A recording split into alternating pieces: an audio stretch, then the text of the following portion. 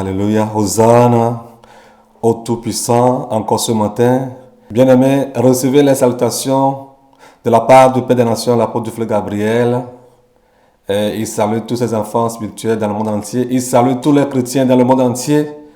Il vous fortifie en demandant auprès de vous consacrer à la parole, de vous tenir ferme et que vous persévérez dans la foi. Et ce matin, nous allons encore voir un préambule qu'il a mis sur Internet concernant le péché qu'Adam et Ève ont commis. Si ce péché était le rapport sexuel. Alléluia. Inclinons-nous dans la prière. Seigneur Dieu Tout-Puissant, te remercions infiniment encore ce matin. Tu es digne d'être glorifié, tu es digne d'être exalté. Nous bénissons ton Saint-Nom pour celui que tu es. Tu vis et tu vis à jamais. Reçois l'autorité, reçois l'honneur ce matin pour tout ce que tu as fait pour nous et que tu continues encore à faire pour nous. Je te bénis, Seigneur, pour la vie du Père des Nations, pour tous ces messages. Je te bénis, Seigneur, pour sa vie, pour tout ce qu'il nous a donné, tout ce que tu lui as confié et il nous a donné. Je te bénis infiniment pour tous ceux qui reçoivent ce message, pour ceux qui écoutent ce message et le mettent en pratique. Nous bénissons ton seul Saint-Nom. À toi l'honneur, à toi la puissance, au siècle des siècles. Seigneur, sois glorifié. Nous remettons ce temps précieux dans ta main. Ô Saint-Esprit, moi je ne suis que sang et chair. Viens parler à ton peuple. Ton peuple est à l'écoute. Viens les enseigner. Que moi je diminue et que toi tu sois glorifié, élevé infiniment. Ce n'est pas mon message, c'est ta parole. C'est elle qui sauve, c'est elle qui dérive, c'est elle qui édifie, c'est elle qui sanctifie. Merci Seigneur pour ta parole. Ô Saint-Esprit, viens prendre contrôle. Je prie à ce que les oreilles spirituelles s'ouvrent de par le monde entier pour que tes enfants connaissent la vérité et qu'ils soient affranchis. Je te bénis dans l'humilité absolue et je te rends la gloire. À toi seul la puissance, à toi seul la majesté, à toi seul la souveraineté, au nom tout-puissant du Seigneur Jésus-Christ de Nazareth que nous avons prié. Shalom, shalom, bien-aimés.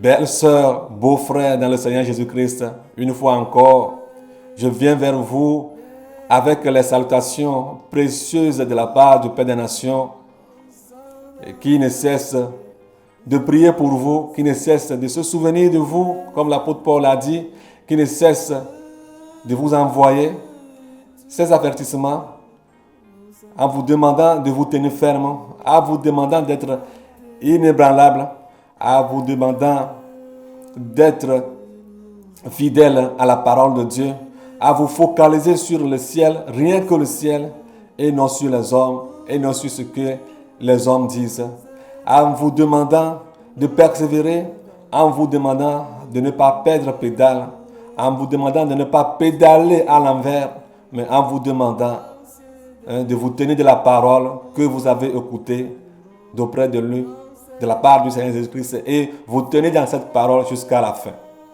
Béni soit le nom tout-puissant de notre Seigneur Jésus-Christ. Alléluia. Ce matin, comme je viens de le dire, nous allons voir encore un préambule que le Père des Nations, l'apôtre du Frère Gabriel, a déposé sur Internet. Le titre de ce préambule, bien le thème de ce préambule est « Le péché qu'Adam et Ève ont commis, est-ce le rapport sexuel ?» Le péché qu'Adam et Ève ont commis, est-ce le rapport sexuel? Avant de répondre à cette question, nous irons voir dans la parole de Dieu, nous irons creuser dans la parole de Dieu depuis le commencement pour voir ce qui était Adam et Ève, leurs origines et quel était le plan de Dieu dans leur vie. Nous allons lire la parole de Dieu dans Genèse chapitre 1 verset 1 à 31. Genèse 1, chapitre 1 à 31. Je lis la parole de Dieu au nom tout-puissant du Seigneur Jésus-Christ de Nazareth. Au commencement, Dieu créa les cieux et la terre. La terre était informe et vide. Il y avait des ténèbres à la surface de l'abîme, et l'Esprit de Dieu se mouvait au-dessus des eaux. Dieu dit que la lumière soit, et la lumière fut. Dieu vit que la lumière était bonne, et Dieu sépara la lumière d'avec les ténèbres. Dieu appela la lumière jour, et il appela les ténèbres nuit. Ainsi il y eut un soir, et il y eut un matin. Ce fut le premier jour. Dieu dit qu'il y ait une étendue entre les eaux et qu'elle sépare les eaux d'avec les eaux.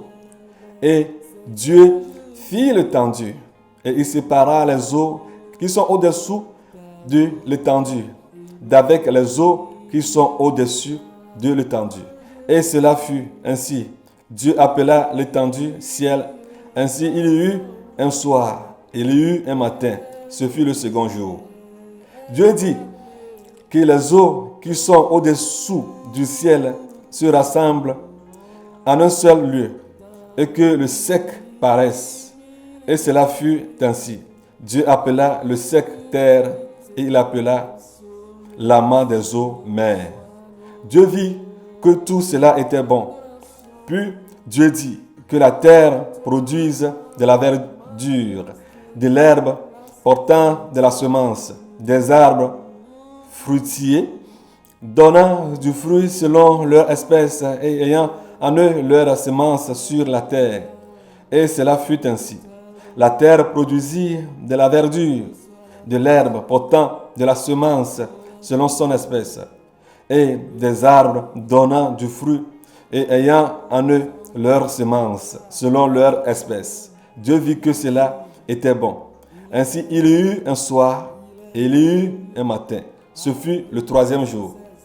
Dieu dit qu'il y ait des luminaires dans l'étendue du ciel pour séparer le jour d'avec la nuit, que ce soit des signes pour marquer les époques, les jours et les années, et qu'ils servent de luminaires dans l'étendue du ciel pour éclairer la terre. Et cela fut ainsi. Dieu fit les deux grands luminaires, le plus grand luminaire pour présider au jour et le plus petit luminaire pour présider à la nuit. Il fit aussi les étoiles. Dieu les plaça dans l'étendue du ciel pour éclairer la terre, pour présider au jour et la nuit, et à la nuit, et pour séparer la lumière d'avec les ténèbres. Dieu vit que cela était bon. Ainsi, il y eut un soir et il y eut un matin. Ce fut le quatrième jour.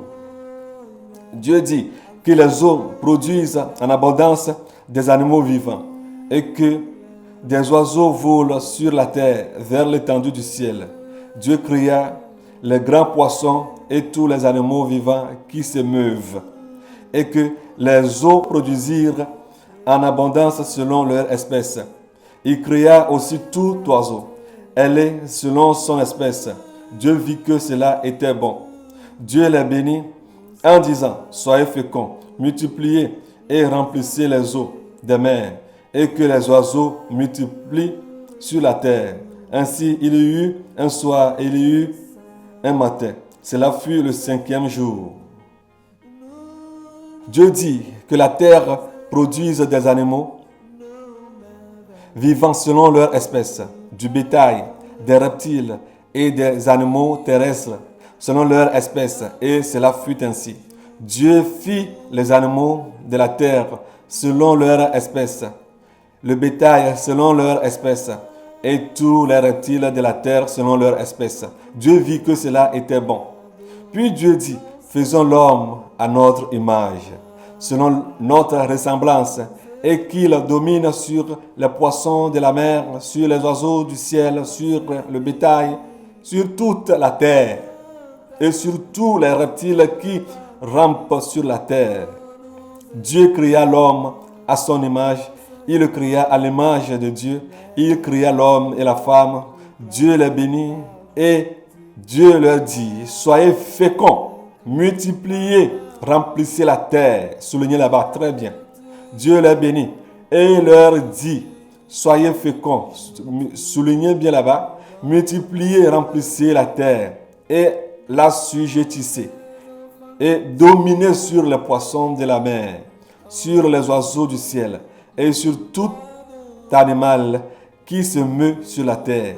Et Dieu dit, voici, je vous donne toute herbe portant de la semence et qui est à la surface de toute la terre, et tout arbre ayant en lui du fruit d'arbre et portant de la semence. Ce sera votre nourriture.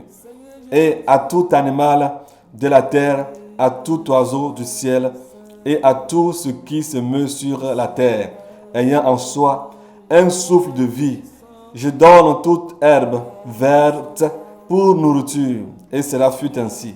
Dieu vit tout ce qu'il avait fait, et voici, cela était très bon. Ainsi il y eut un soir, et il y eut un matin. Ce fut le 6e jour. Alléluia. Nous venons de voir l'origine de la création. Alléluia. Dieu est l'auteur de l'univers. C'est lui qui a tout créé. C'est lui qui a créé l'homme. Et il a donné à l'homme le pouvoir de dominer sur tout ce que Dieu a créé, sans exception. Mais après cela, nous allons voir ce que Dieu a dit à l'homme. Nous allons voir l'ordre que Dieu a donné à l'homme. Parce que dans chaque maison ou bien dans chaque société ou entreprise, l'entrepreneur ou bien le chef d'entreprise a des lois qu'il confie à ses ouvriers. Et des fois, dans certains pays, avant qu'on ne vous engage, on vous donne ces documents à les lire. Vous devez les lire et les pratiquer comme il le faut. Vous devez les pratiquer comme l'entrepreneur le veut. Mais si vous arrivez à désobéir à une loi qui est inscrite dans ce cahier, bien dans ce document qu'on vous a donné, des fois on l'appelle les règles du travail. Et vous devez être rappelé, soit par l'assistance sociale de l'entreprise, et qui est destinée à corriger les ouvriers ou bien à les ramener à l'ordre, c'est-à-dire au commandement ou bien aux lois que l'entreprise a mises en place afin que ses ouvriers les pratiquent pour qu'il n'y ait pas du débordement ou bien qu'il n'y ait pas de la confusion ou du désordre dans l'entreprise. Alléluia. Alors Dieu aussi, en tant que le maître de l'univers, après avoir tout créé, a donné tout à l'homme. Ça n'est pas fini.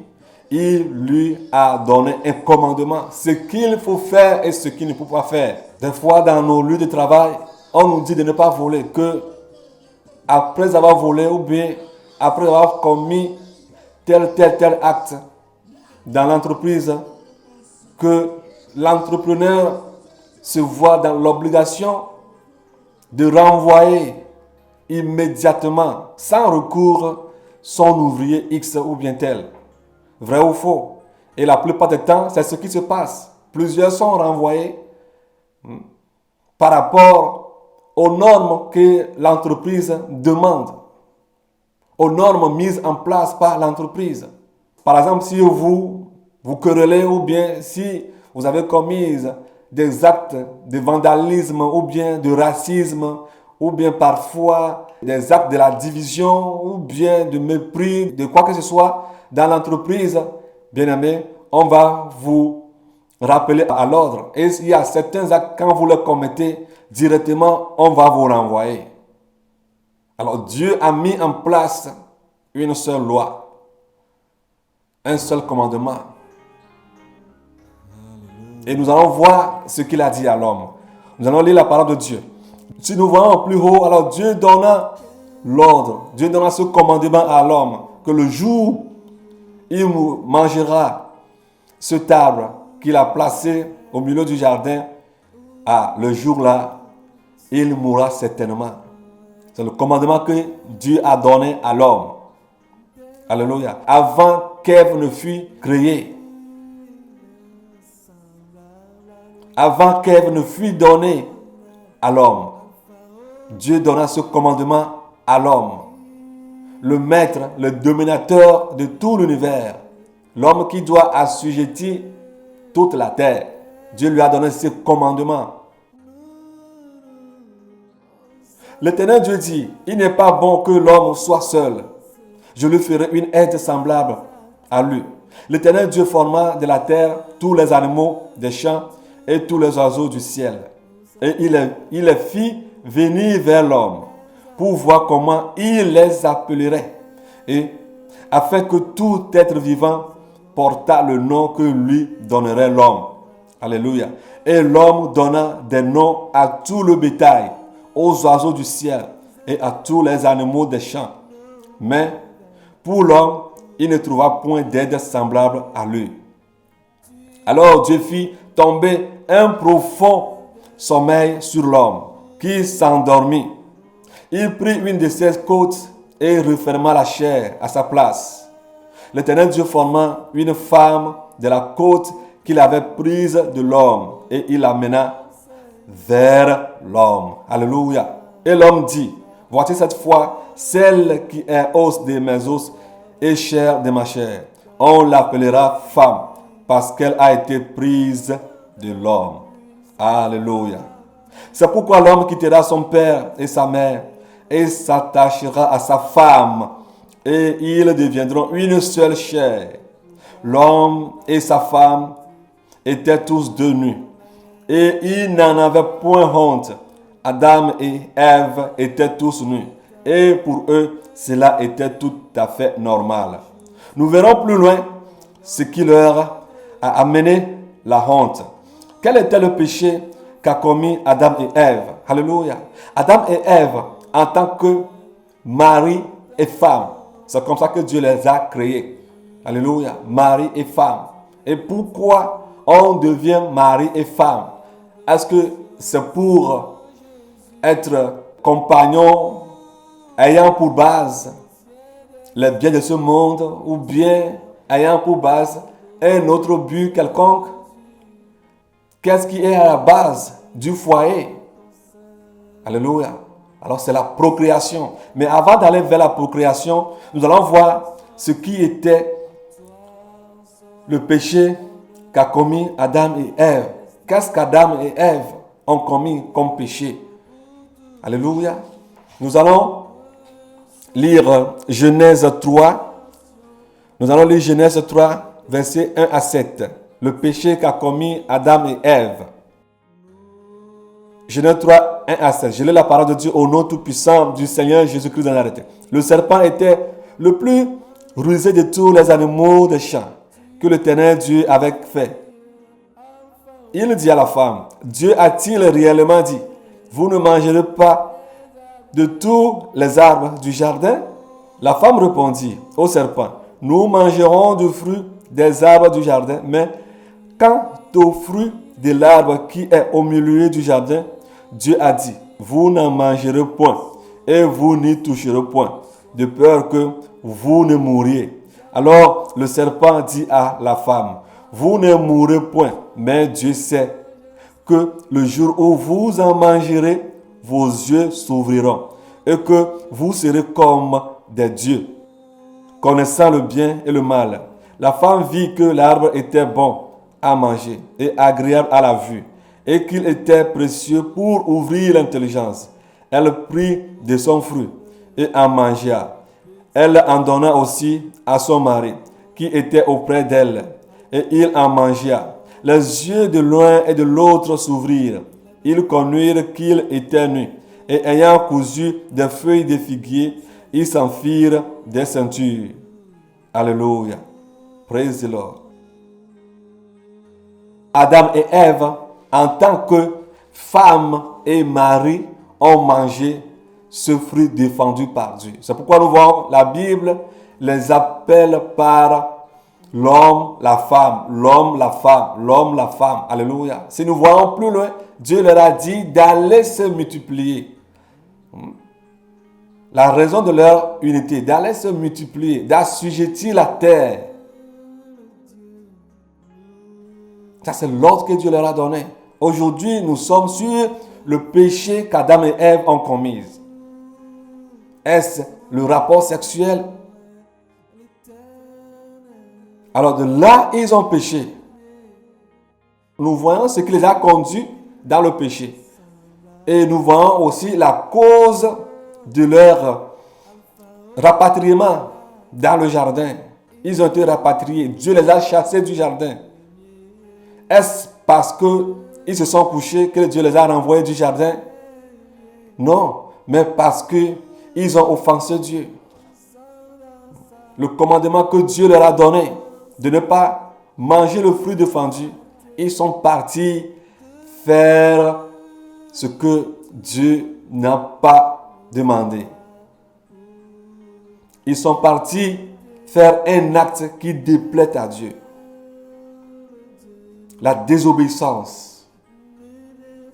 Alors ici, ce n'est pas le rapport sexuel. Alors nous voyons déjà, il y a deux choses qui nous font savoir que le péché qu'Adam et Ève ont commis n'est pas le rapport sexuel. Parce que premièrement, Dieu leur a dit, allez vous multiplier, assujettissez la terre, dominez-la, dominez sur tout ce que j'ai créé. Allez vous multiplier. Comment est-ce qu'on peut se multiplier? Alors nous allons voir Genèse chapitre 3 verset 8 à 11. Nous allons voir Genèse chapitre 3 verset 8 à 11. Avant de répondre à comment l'homme et la femme peuvent se multiplier, nous allons voir Genèse 3 verset 8 à 11. Premièrement, Dieu a vu qu'il n'est pas bon que l'homme soit seul parce qu'il voit que l'homme est célibataire. Il a besoin d'une femme. Il a créé la femme à l'homme. La femme et l'homme sont tombés dans le péché. Et à cause du péché, ils ont été chassés du jardin. Genèse 3, verset 8 à 11. Je lis la parole de Dieu au nom tout-puissant du Seigneur Jésus-Christ de Nazareth.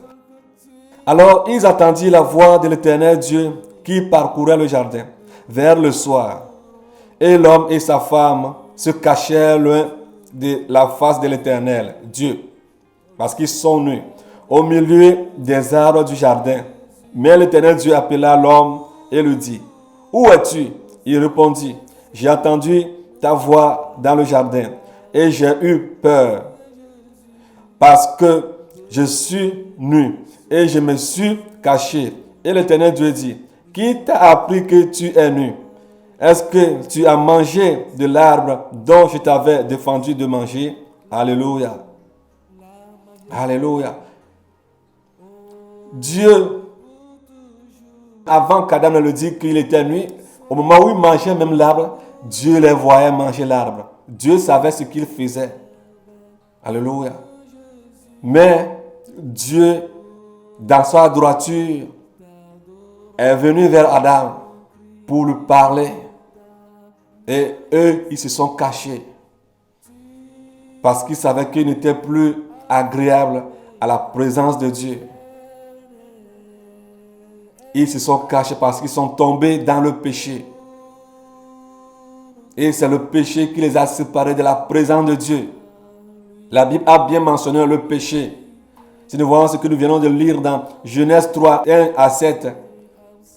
Alléluia. La femme a mangé le fruit et l'a donné à son mari, Adam, qui était à côté de lui. Les yeux de l'un et de l'autre s'ouvrirent et ils connurent qu'il était nu. Et ayant conçu des feuilles de figuier, ils s'en firent des ceintures. Alléluia. Alors c'est le péché qui a séparé l'homme et sa femme de Dieu. Nous voyons la question que Dieu vient de poser à Adam. Adam dit qu'il est nu.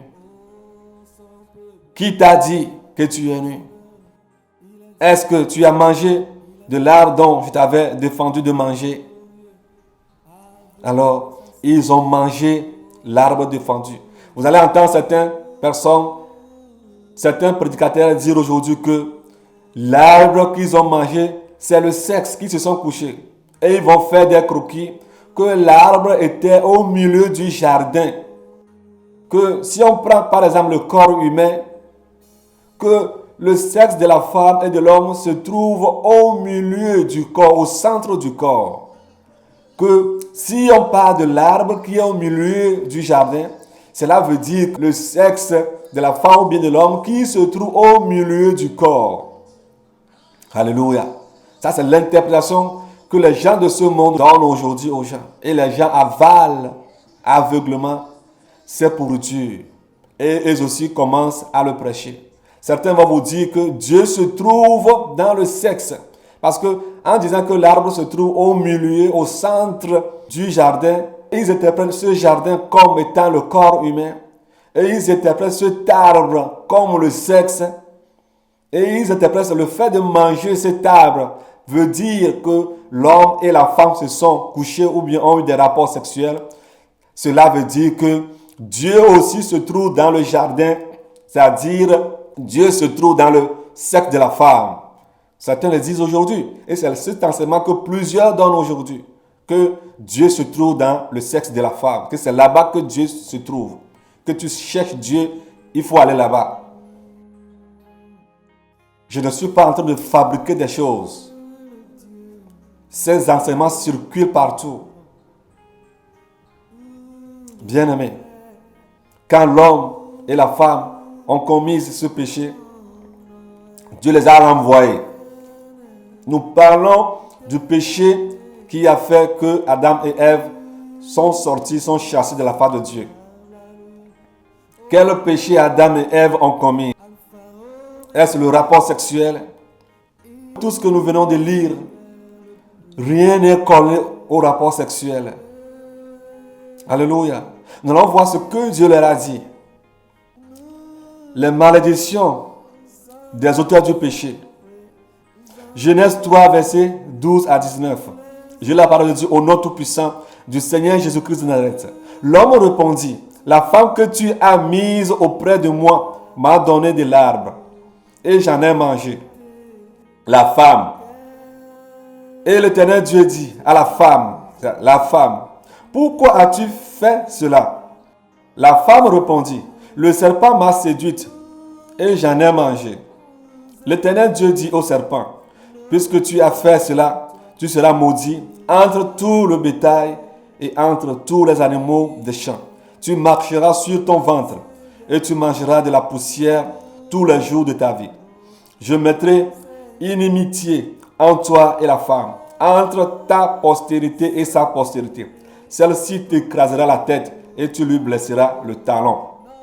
Verset 16. Il dit à la femme, maintenant, nous allons voir la malédiction et la punition que Dieu a mise sur la femme.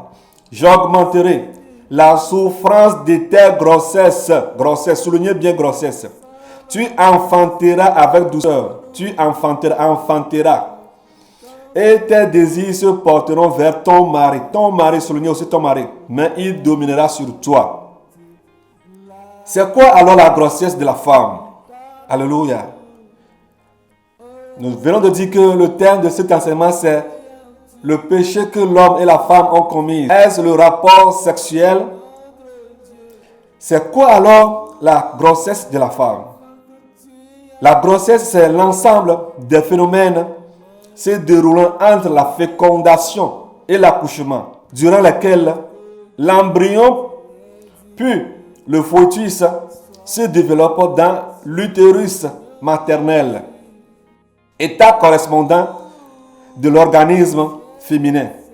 Avant qu'une femme ne tombe enceinte, il faut avoir obligatoirement un mâle et une femelle, ou bien un homme et une femme, qui s'accouplent selon la volonté de Dieu, c'est-à-dire après le mariage par Dieu. Ce que produisent cette assise est la grossesse. Et ce qui sort de cette grossesse est appelé un être humain ou un nouveau-né. Si cette assise entre la femme et l'homme selon Dieu continue, saison après saison, il y aura plusieurs générations.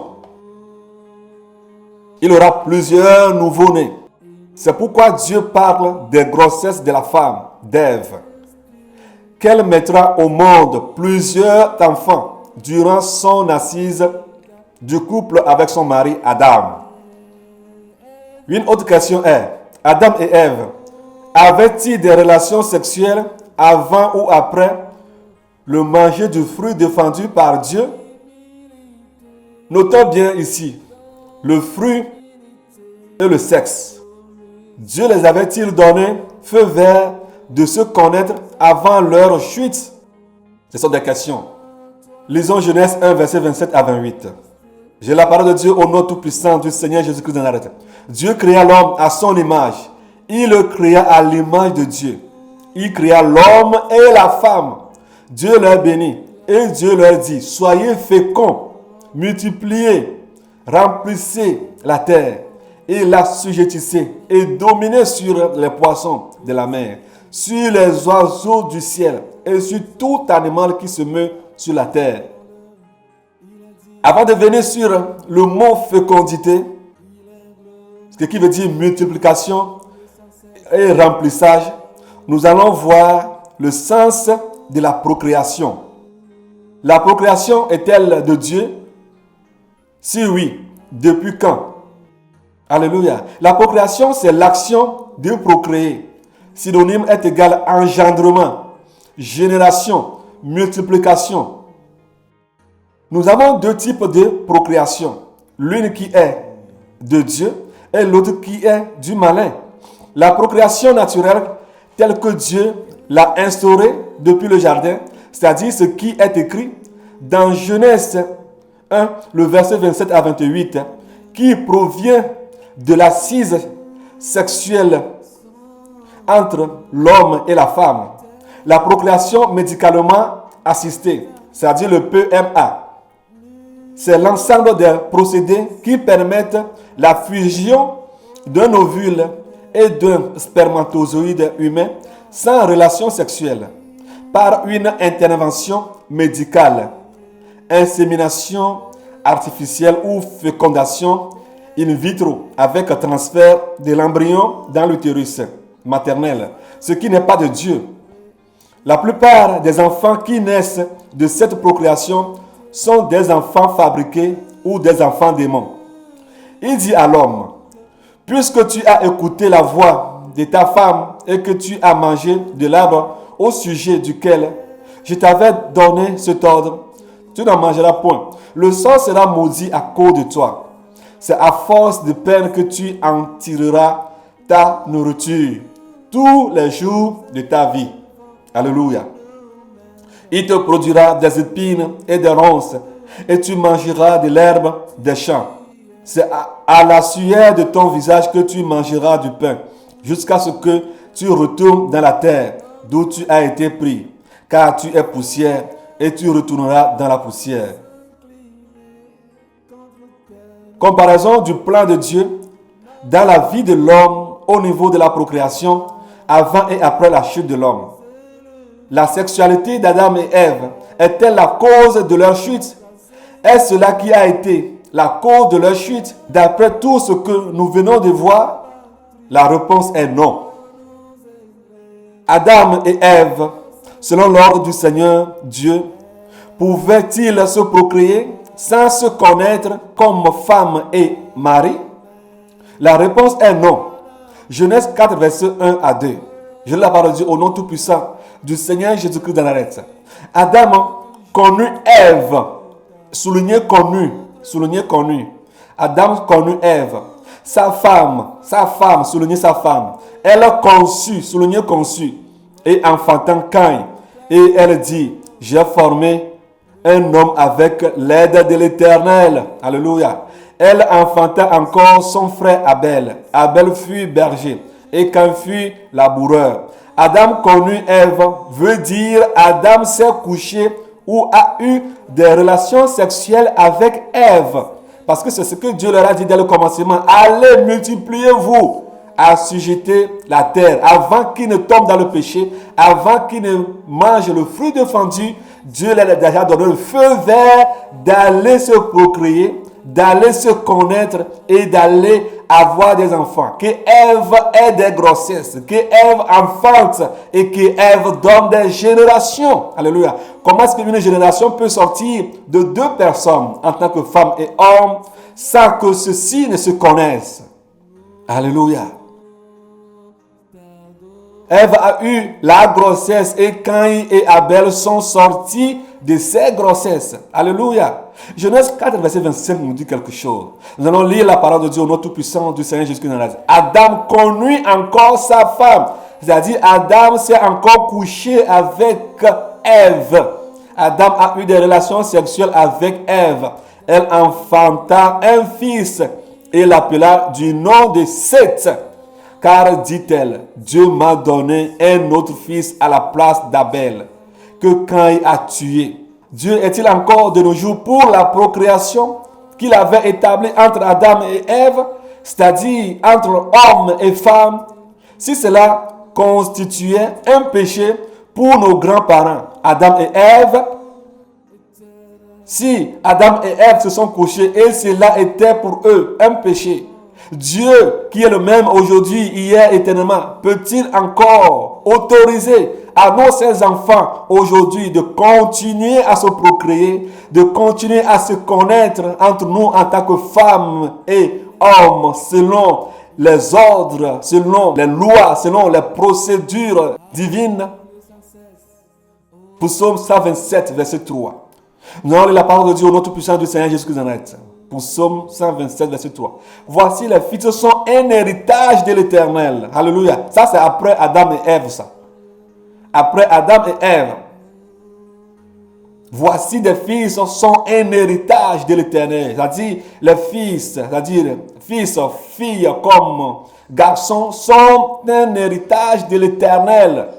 Le fruit des entrailles est une récompense. Alléluia. Tout ce qui sort de l'homme et de la femme après leurs assises, la grossesse, l'embryon, fœtus, jusqu'à devenir un nouveau-né, sont une bénédiction, sont un héritage de l'Éternel. Alléluia. Alors Dieu permet à ce que l'homme et la femme se connaissent selon sa volonté pour pouvoir procréer, pour pouvoir donner des enfants, pour pouvoir avoir des générations, pour pouvoir remplir toute la terre.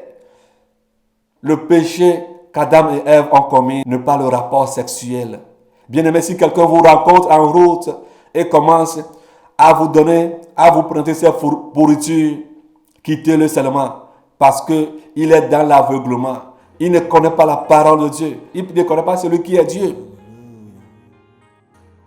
Parce qu'il est dans les ténèbres et vous, vous êtes dans la lumière. Alléluia.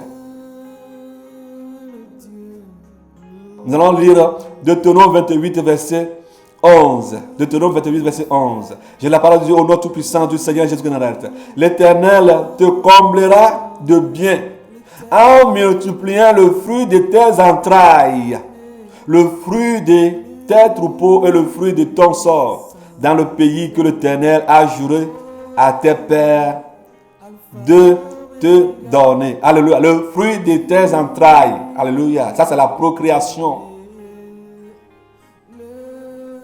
Alléluia. La procréation. La multiplication. Les enfants. Les enfants, filles comme garçons. Deutéronome 28, verset 18. Je la parole de Dieu au nom tout-puissant du Seigneur Jésus de Nazareth. Le fruit de tes entrailles, le fruit de ton sol, les portées de ton gros et de ton menu bétail, toutes ces choses seront maudites. Alléluia. Le fruit de tes entrailles, c'est-à-dire de tes enfants qui naîtront de toi.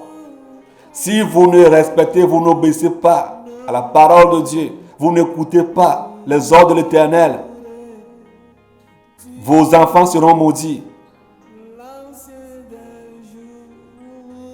Alléluia. N'acceptez pas à ce que quelqu'un vienne vous déranger, que la cause de la chute d'Adam et Ève était le rapport sexuel. Quelle folie. Dans ces versets, pour ne citer que d'autres, Dieu est pour la procréation.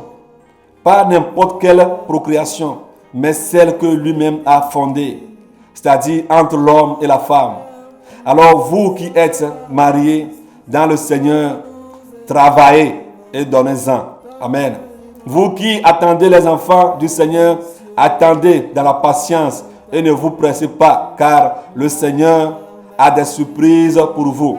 Le Seigneur vous prépare des Isaac, des Jean-Baptiste, des Samuel, des Samson, des géants dans le Seigneur Jésus-Christ. Multipliez-vous et assujettissez la terre selon la parole du Seigneur Dieu. C'est un ordre de la part du Seigneur pour ceux qui, dans le mariage, sont en règle avec Dieu. Alléluia. Recevez les salutations encore une fois de bon de la part du Père des Nations, l'apôtre Gabriel.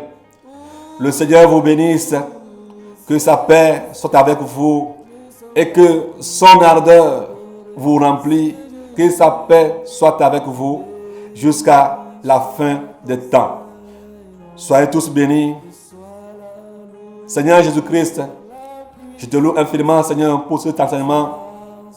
Je te prie afin que tu puisses aider tes enfants à comprendre ce message que tu as créé l'homme et la femme pour pouvoir se procréer, pour pouvoir se multiplier, que tu es l'auteur de la fécondation, que la fécondation n'a aucun rapport avec le péché qu'Adam et Ève ont commis.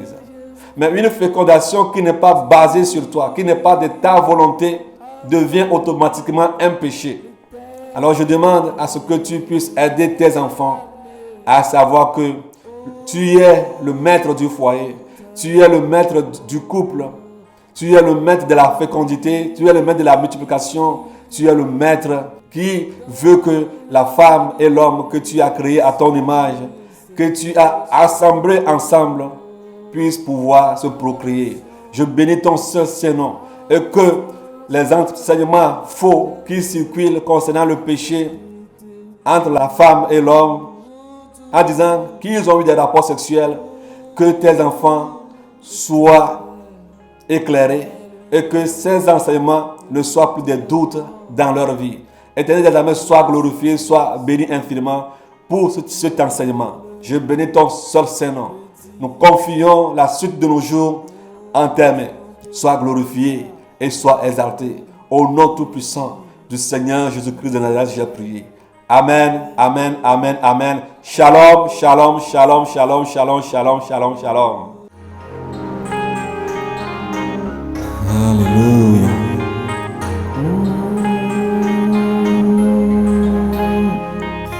Quel Dieu nous avons, mes frères, son nom est l'Éternel des armées, nul n'est semblable à lui. Oh, il est Alpha Oméga, il est le premier, le dernier. Nous sommes dans sa présence pour les athées de tout cœur. Nous sommes là pour les athées. Quel Dieu nous avons, nul ne semble au Seigneur. Nous nous élevons nos mains vers toi pour t'adorer. Tu es l'ancien des jours, nous t'adorons, non Seigneur. Face inclinée contre terre, nous t'adorons, non Seigneur. Dans la joie, nous élevons nos voix vers toi, dans ta sainteté, dans ta puissance salvatrice. Oh, nous élevons ton Saint-Nom. Les cieux proclament ta bonté, La main crie ton amour. Oh, toute ta créature, nuit et jour, tu nous t'adonnes, notre Dieu. Nous, tes enfants que tu as créés, ton image, nous t'adorons. Plus que tout, tu es digne. Reçois l'adoration, Seigneur Jésus. Au ciel des ciels, nous sommes là pour t'adorer, Seigneur Jésus. Béni soit ton Saint-Nom. Reçois la louange et la puissance. À toi soit l'honneur, la majesté. Oh, pour toujours, reçois l'adoration pour tes merveilles, Seigneur Jésus. Nous t'adorons et nous crions ta majesté. Tu es Alpha Omega, l'Éternel est armé. Oh, nous t'adorons dans l'humilité absolue, Seigneur, reçois nos adorations. À toi soit la majesté, la certitude pour toujours. Oh, éternel, alléluia, oh, nous t'adorons. Oh, soit l'adoration, oh, adorons-le, petit, grand. Oh, son peuple, alléluia, adorons-le. Il est digne, il est merveilleux, il est glorieux. Adorons-le sans cesse. Oh, alléluia.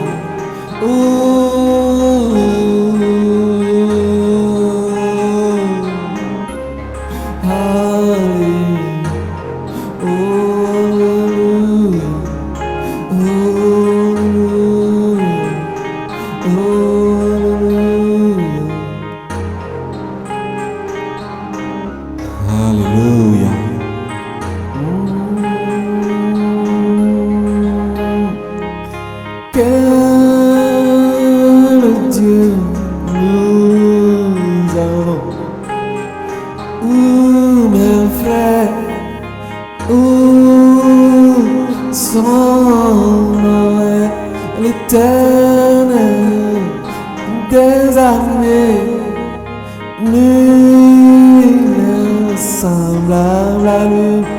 Oh, il est Alpha Omega, il est le premier, le dernier.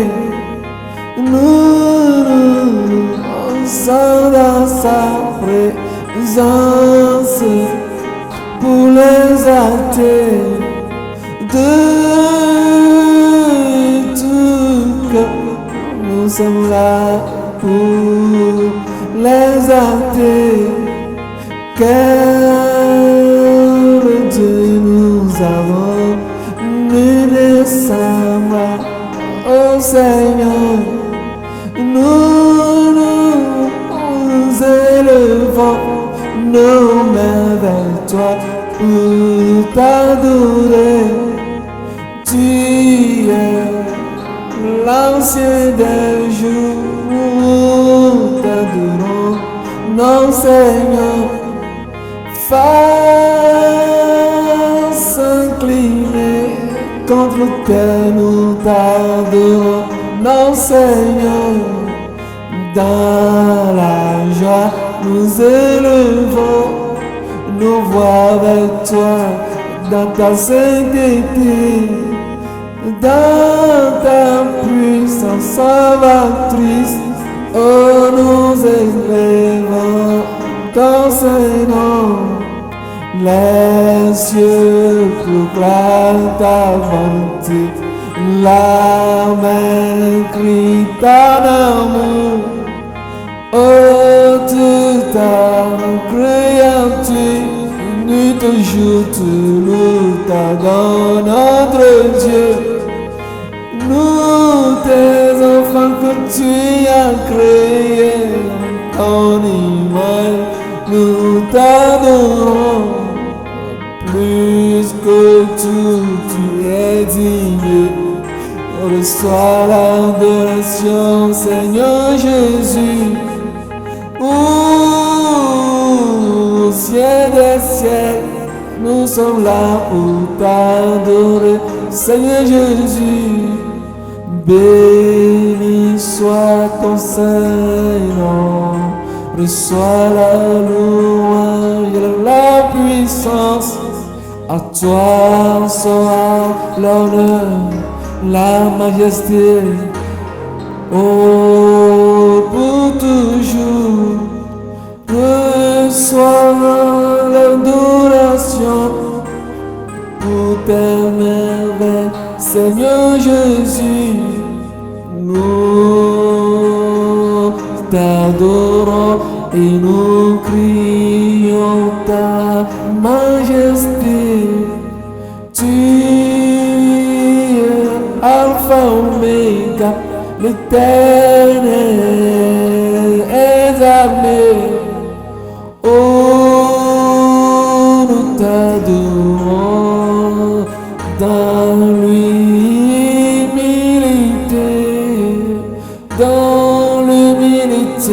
absolue. Seigneur, reçois nos adorations. À toi soit la majesté, la sainteté pour toujours. Oh, éternel, alléluia, oh, nous t'adorons. Reçois l'adoration, oh, adorons-le, petit, grand. Oh, son peuple, alléluia, adorons-le. Il est digne, il est merveilleux, il est glorieux. Adorons-le sans cesse. Oh, alléluia.